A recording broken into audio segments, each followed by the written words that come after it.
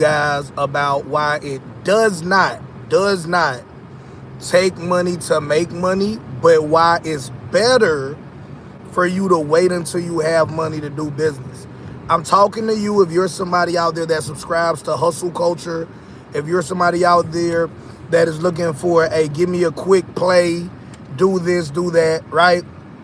This live stream is intended for you to be educational, right? But you guys always know, like I always tell you, do your own due diligence. You don't got to take my word for anything that we're talking about here today.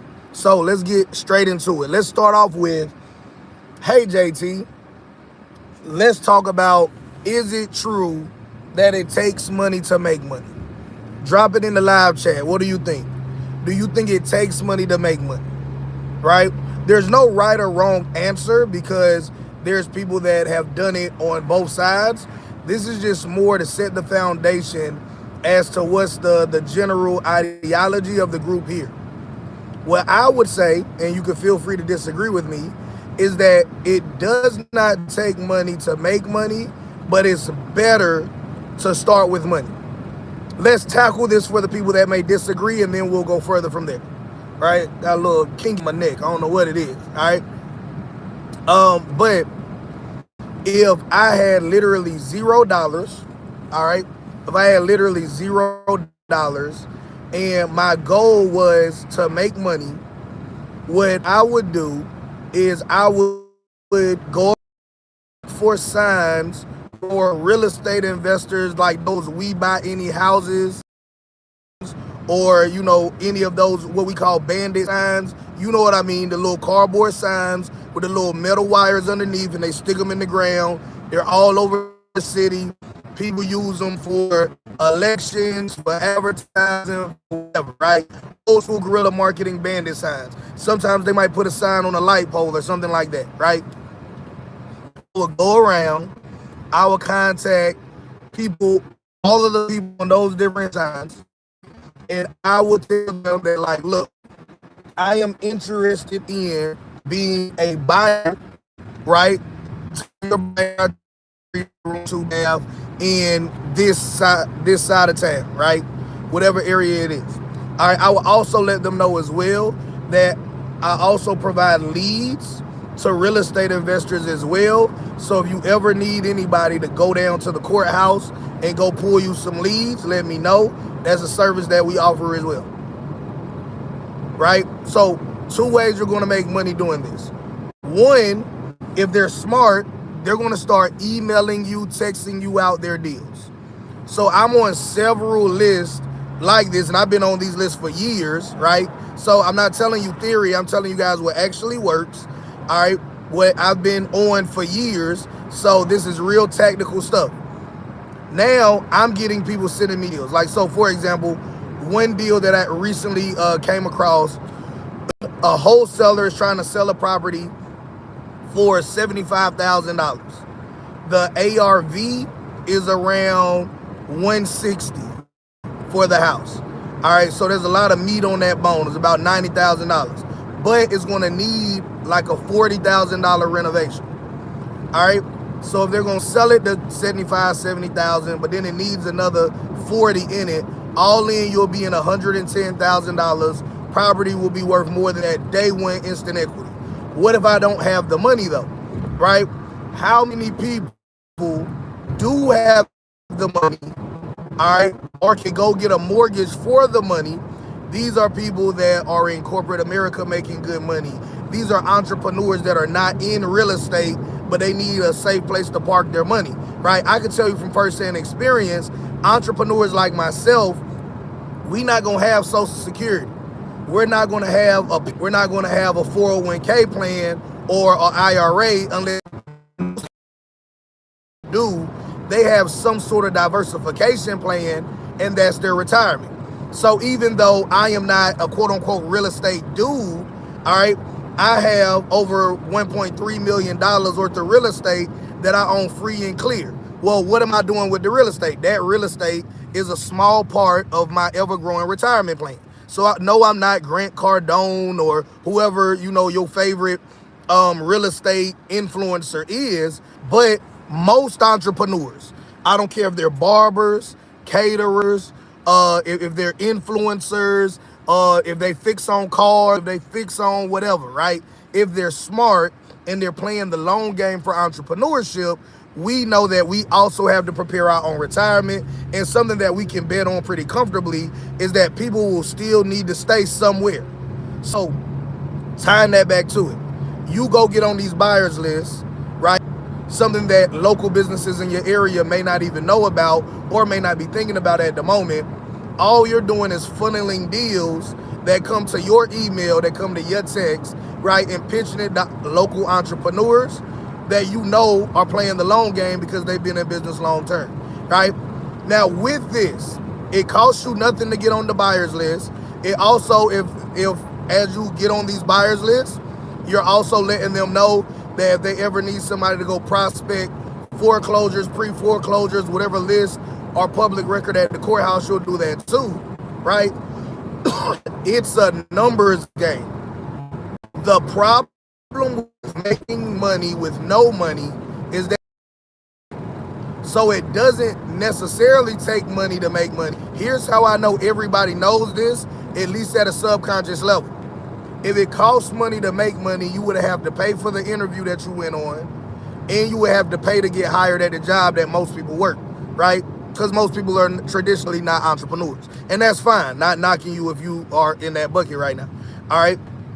So if we know it didn't cost us money to get the job that we got and the job is paying us money, right, then there has to be a way that we can make money with no money. But the same thing is true as well. Getting paid on a job is slow money. Now, if the only way you ever made money was on a job every 2 weeks or every week or whatever, may seem like that's normal pace.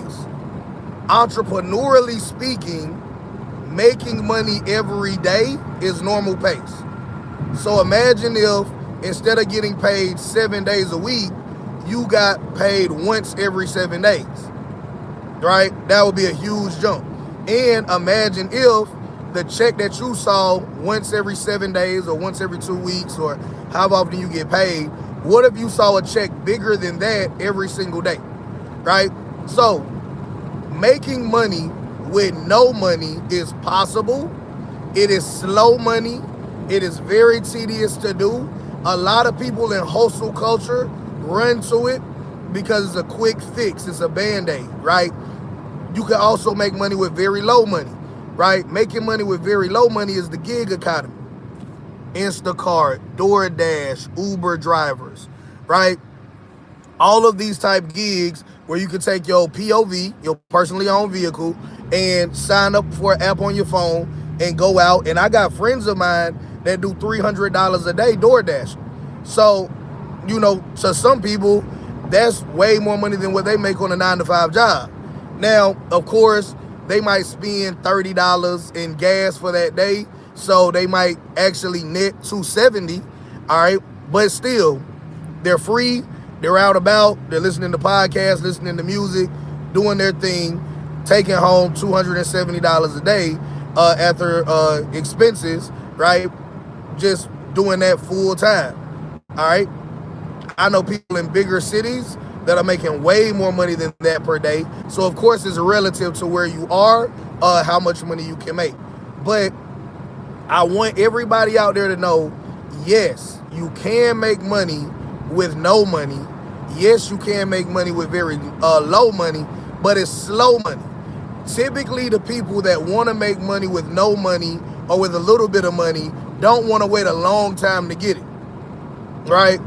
They're usually in some sort of economic hardship, which is why they have no money or low money, and they're trying to get money fast, right? To those people, strategic partnerships are the way.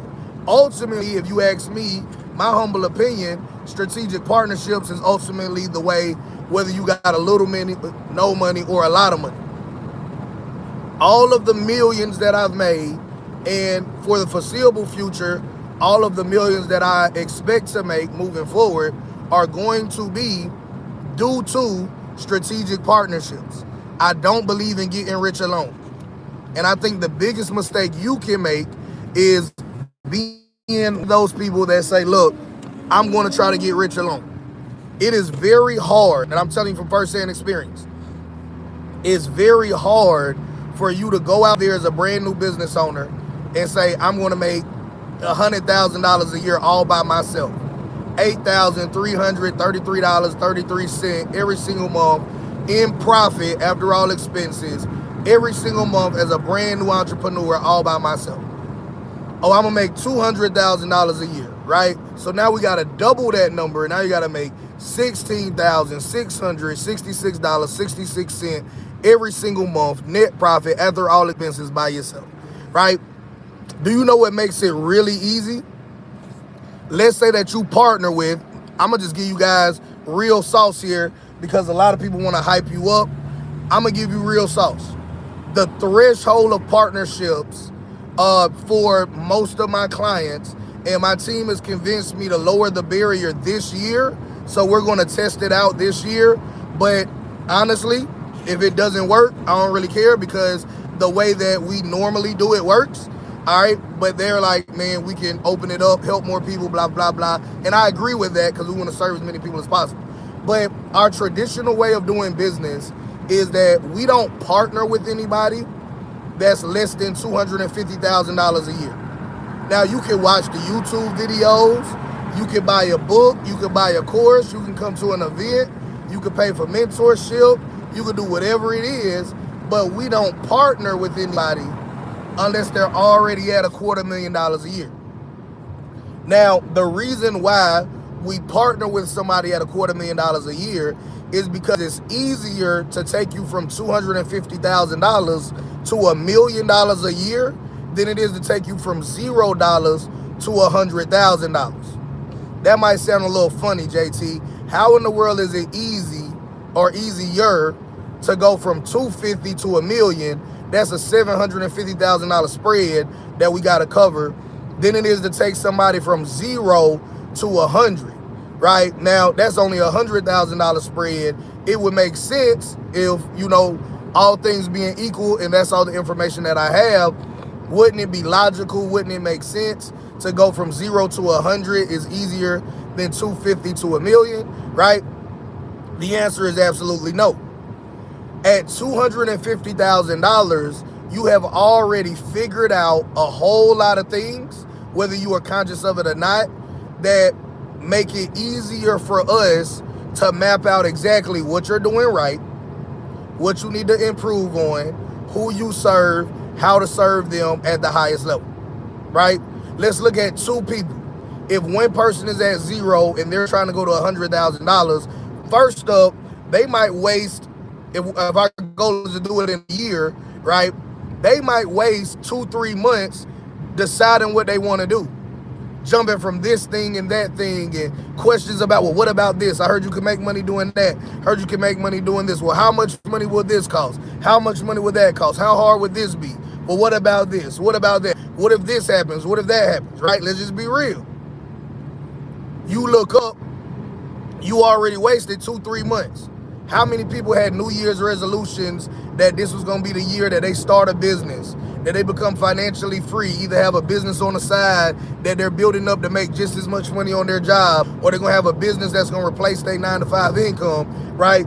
Fast forward, it is now March the 1st. They ain't no closer now than they were January the 1st, right? And it's not a knock, right? Because I don't know your personal situation, but the reality of the situation is that that person is still deciding to get in motion, deciding what they're going to be consistent on, deciding what they're actually going to do. Let's look at person B, all right?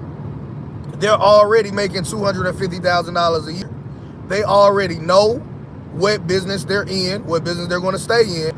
They already know how to get customers, who their customers are, right? They already went through a little bit of trial and error, so they know what works, they know what doesn't work, right? Now, they're simply stuck in their business. So, in person 1, we're literally, I got to change that person's mindset possibly to make them even believe in one venture over another venture. Then we got to get them consistent on that venture. And if they never did business before, we got to explain to them that loss is a part of success. They may not even know that. They may be thinking that everything we do is supposed to work out perfectly, not understanding that real business in the real world, right? You fail your way forward. No business is flawless. I know people that have $100 million businesses, right? So those of you all that follow me on Instagram, you saw I received the 2 Comma Club award from Todd Dickerson and Russell Brunson, right? Their software company, ClickFunnels, worth over $100 million. They still launch different projects and softwares and things from time to time, spend millions of dollars in it, and it just simply doesn't work. But they fail their way forward to this day, even at the level that they are now, right? Somebody at $250 a year already understands that. Somebody at 0 will look at every failure as like, yo, this is it. It's over. I can't do this no more. It doesn't work, right? So it's actually easier to take somebody that's at $250,000 a year and bring them up to $1 million a year than it is to take somebody that's at less than $250,000 a year, right, and get them to $100,000 a year. All right, that's just the reality of the situation. So why do I share that backstory with you? I want you, if you're not where you want to be financially speaking, write this down, commit this to your memory. You're too small to be cheap. You're too small to be cheap. Do you know how Walmart, Dollar Tree, Dollar General, Family Dollar, any kind of discount store like that can afford to sell things at $1 or less, right? They can have, you might see people on TikTok or Instagram or even on YouTube talking about how I was able to find this secret thing that was marked down to a penny in Lowe's, in Home Depot, and I scanned it at the register. It was something that should have been a shelf pull, but because we found it first and scanned it, we got it for a penny. Do you know how companies are able to do that and still not go out of business? Whereas if you accidentally drop something down to a penny to indicate that it should no longer be for sale and people started buying it, it will completely wipe you out of business. The buying power and the brand of that institution, right? The buying power and the brand of that institution, right? So like, let's say that you and me are going to start a water bottling company. We're going to sell our own water. And we want to compete with everybody else that sells bottled water, right? Even the major franchises. They may be sourcing the materials, right? The lids, the labels, the bottles, in such volume that they're paying less than 10 cents a bottle. Whereas we're paying 30 cents a bottle, right? We can never go lower than them. We can never go lower than them in price. So what a lot of new business owners do by mistake is they go in and they compete on price. I can make something just as good for less money. You're too small to be big.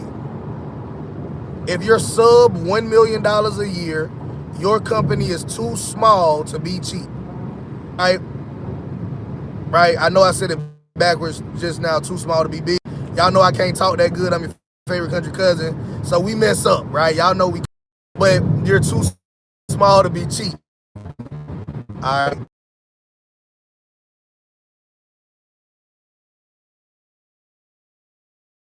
Then cheaper than the next business is a race to the bottom. Because if they really saw you as a threat, all they would do is cut their prices.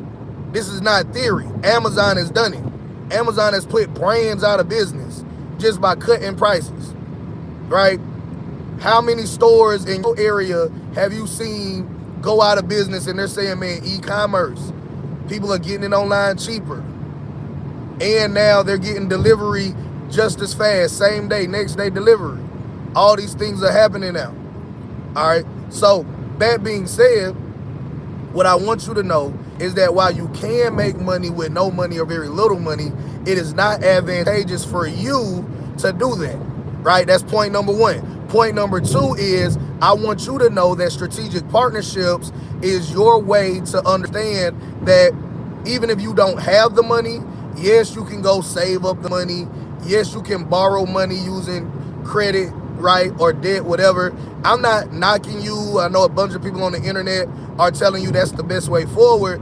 I got my own personal views against that, but has it worked? Will it work? Yes, it's all possible.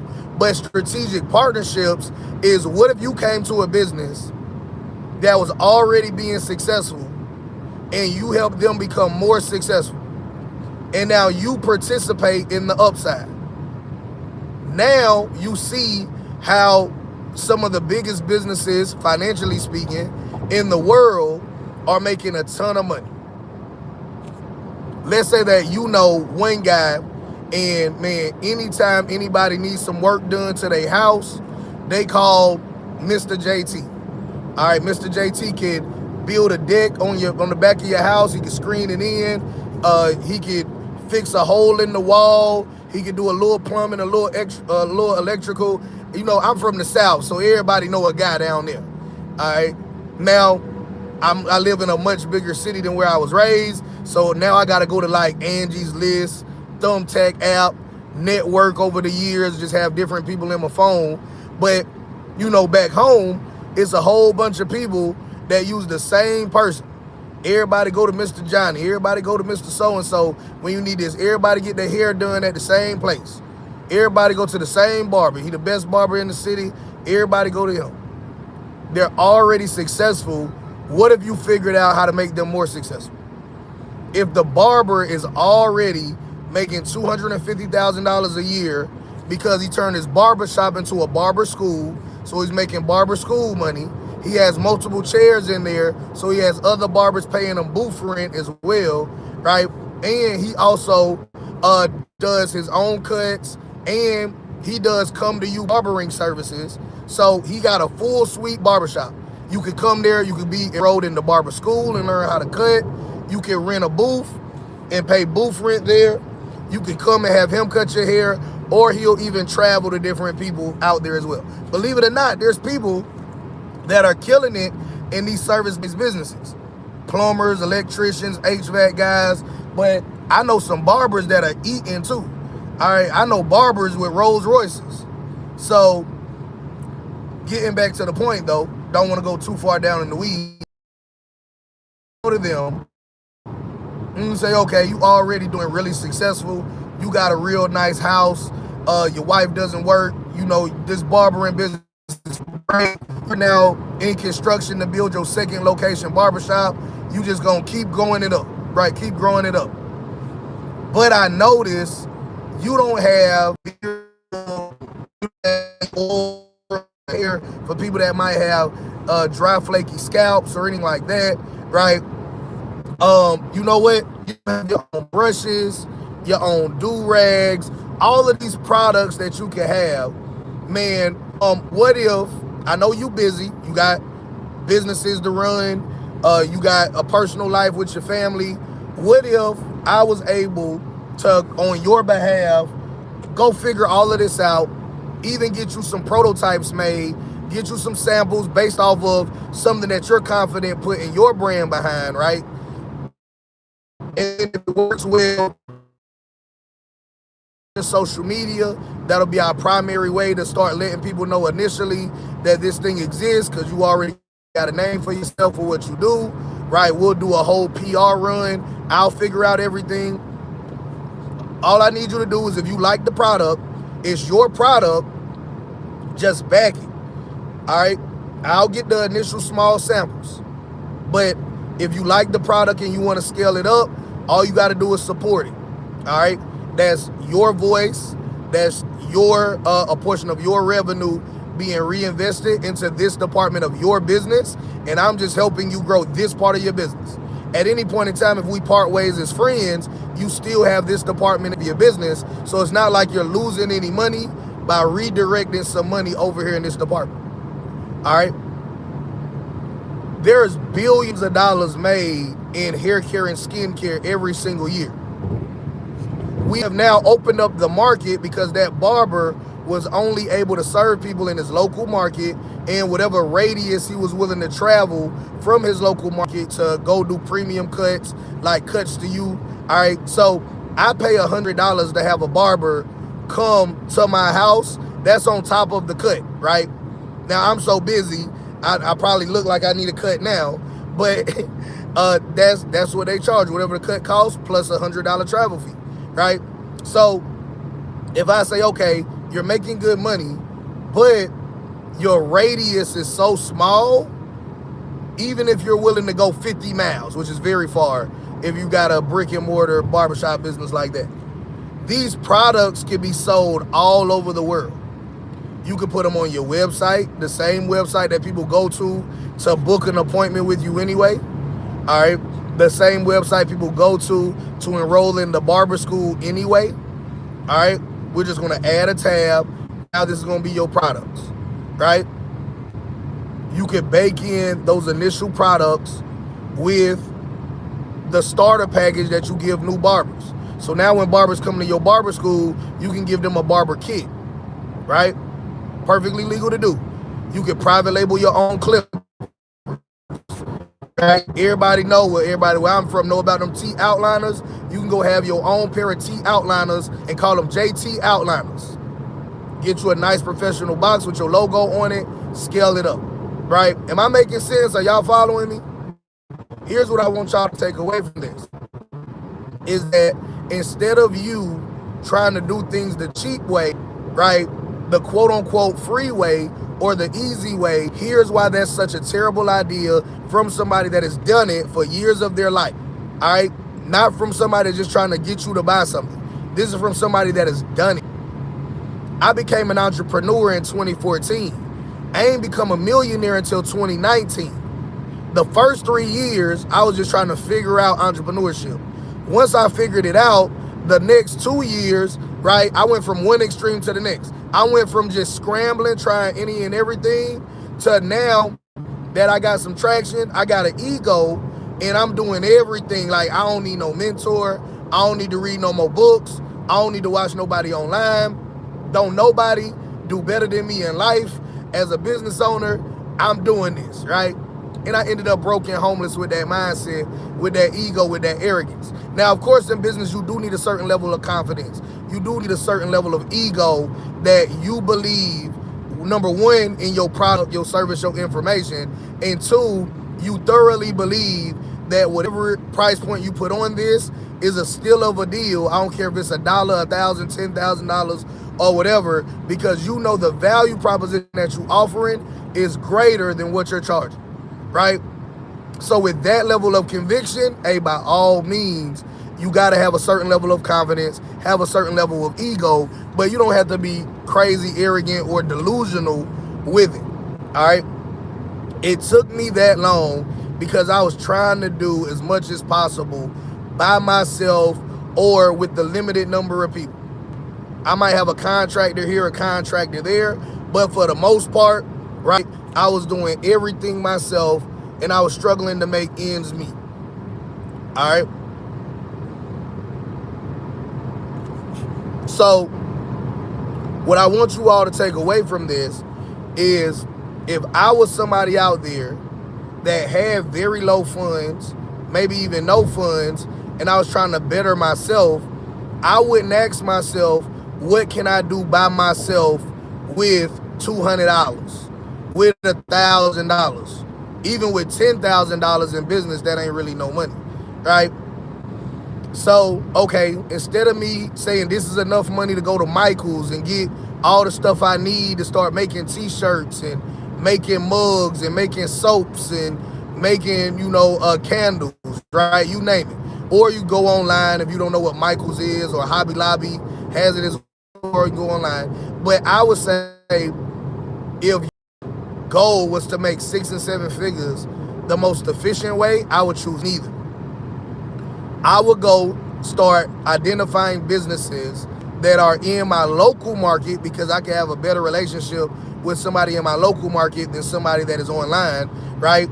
And once I exhaust my local market, then I would extend out to the online market as well. Or if I'm just in a market where there isn't any viable people, then of course I will open up my horizons by looking online, and I would say, okay, I think this person is being successful. I always pick on myself because y'all know how the internet is. Somebody will make something mean something you didn't intend. So if somebody said, okay, I see that JT is doing well and JT looks to be making money in this area, but I feel like there is either a blind spot in JT business, or there's something that he may be semi-aware or fully aware of, but it's just not the best use of his time at this time. So what I'm going to do is I'm willing to take on that. So I'm willing to identify that, right? That is all my business does with my partners at the highest level. All right, I talked to one of my partners and they say, hey, look, man, I got a problem with ads. I'm spending $700, $1,000, spending all of this money per day in ad spend, and I'm not really seeing that it works, right? So, hey, can you help me figure out this problem? Because now I'm on a loop where I run ads, I cut ads off. I run ads, I cut ads off. And the results of the ads are very inconsistent. Can you help me figure this out, right? So I want you all to understand that, shout out to Saudi Arabia, be safe.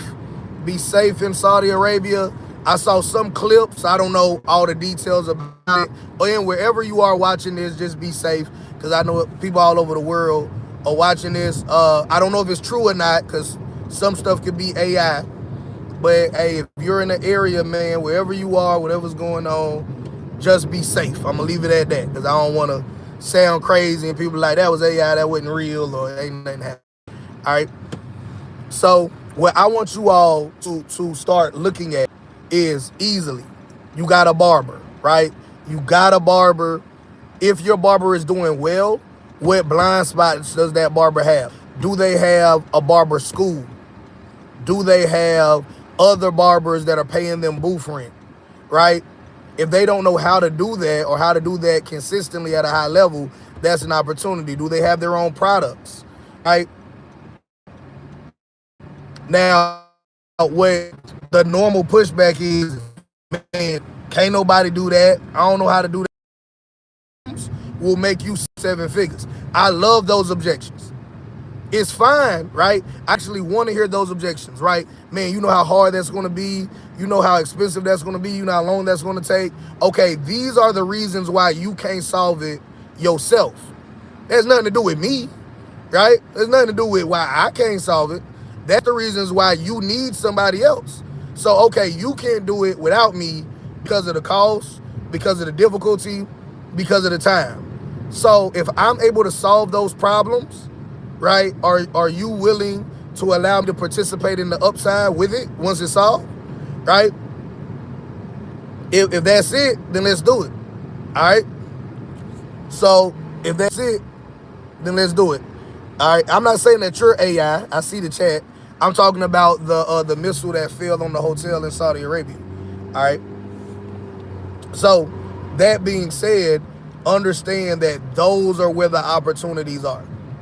You going to get your hair cut every week, every 2 weeks. You sitting in there for this amount of time, and you so selfish, right? We family. Let me be honest. You so selfish.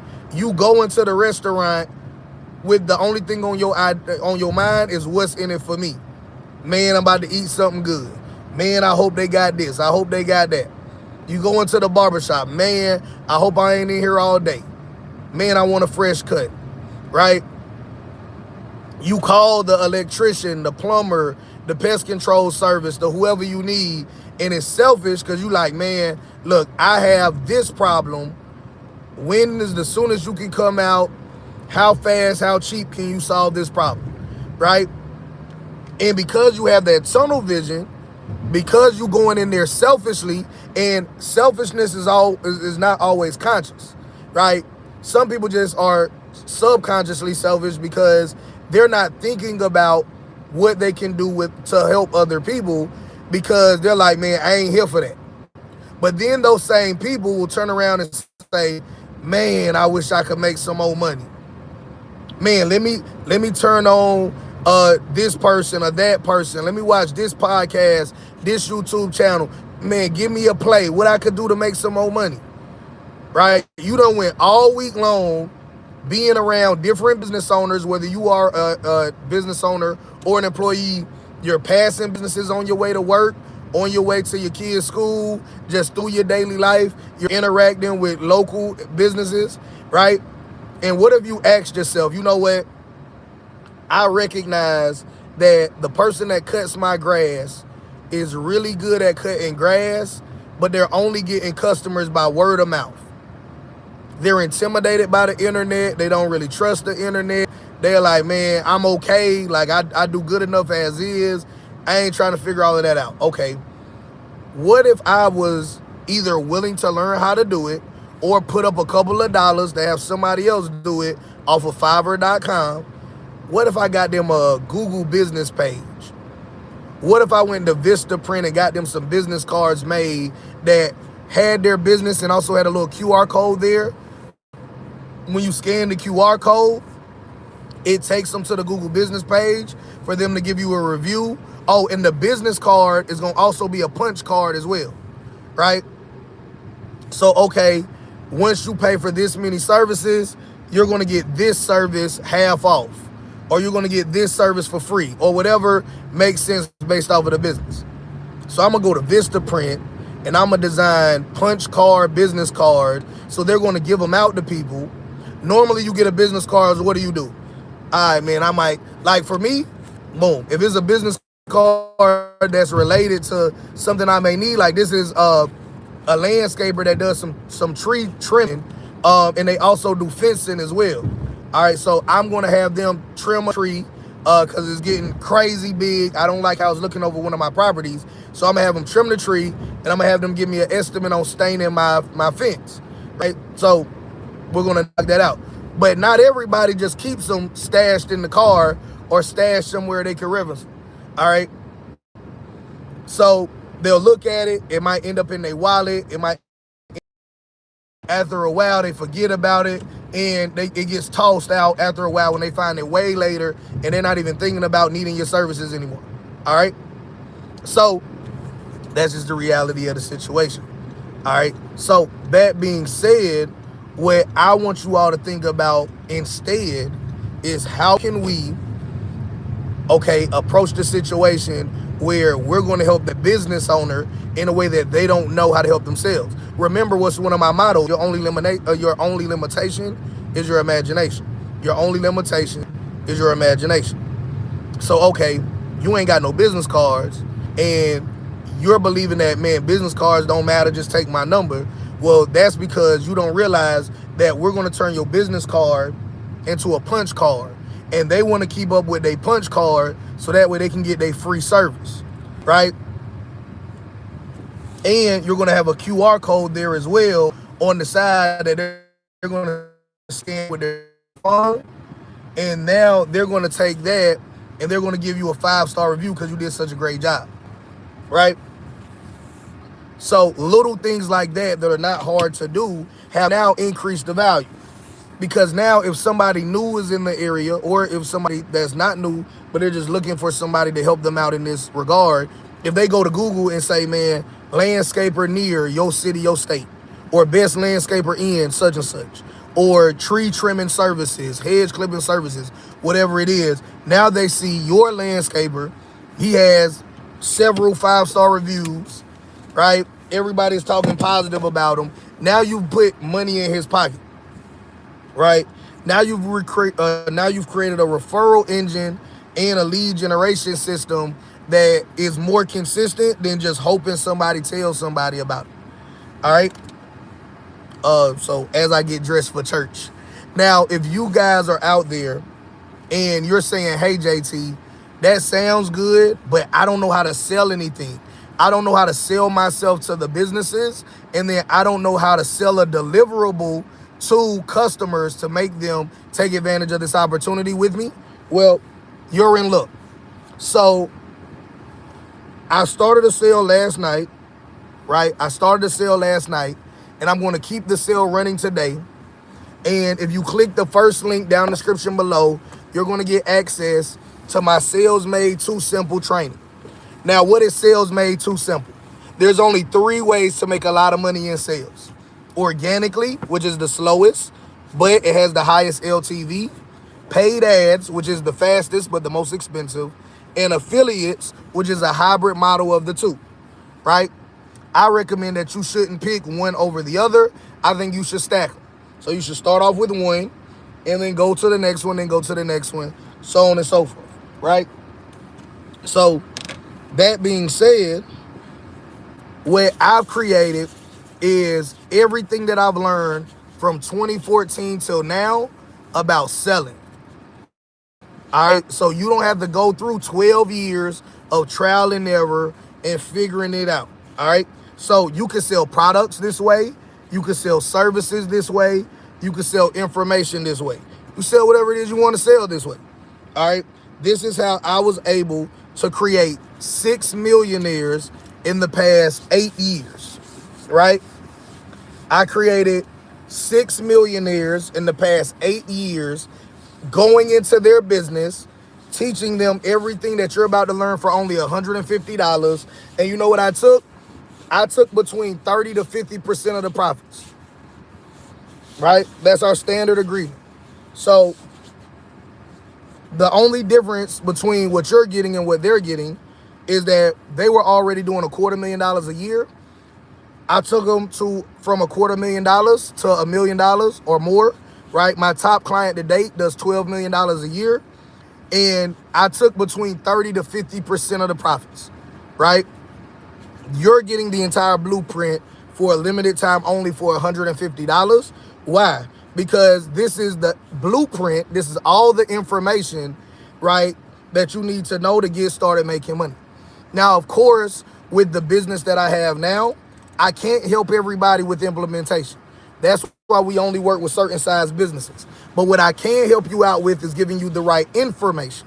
So I can give you the right information, whether you are making $250,000 a year or $250 a year, and you can build it yourself and scale up. And then if you want to work with us in the future, you can, right? This is, in my opinion, the fairest way to help as many people as possible, right?